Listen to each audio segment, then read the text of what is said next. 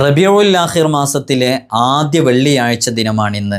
സൂര്യൻ ഉദിക്കുന്ന ദിവസങ്ങളിൽ ഏറ്റവും മഹത്തായ ദിവസം വെള്ളിയാഴ്ച ദിനമാണെന്ന് നമുക്കൊക്കെ അറിയാം. വെള്ളിയാഴ്ച രാവിലും പകലിലുമൊക്കെയായിട്ട് ധാരാളം സ്വലാത്തുകൾ വർദ്ധിപ്പിക്കേണ്ടതുണ്ട്.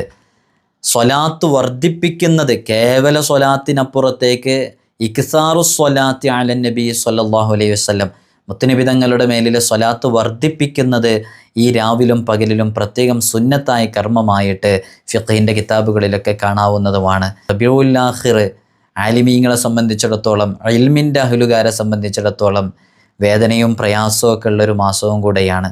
ഗഗനസമാനരായ പണ്ഡിതന്മാർ, സുന്നത്ത് ജമാഅത്തിൻ്റെ നേതൃപദവിയിലുണ്ടായിരുന്ന എത്രയോ ആലിമീങ്ങൾ വിട പറഞ്ഞത് പരിശുദ്ധമായ റബീഉൽ ആഖിർ മാസത്തിലാണ്. അതുകൊണ്ട് തന്നെ റബീഉൽ ആഖിർ മാസം കടന്നു വരുമ്പോഴൊക്കെ നമുക്കൊക്കെ വേദനയാണ്.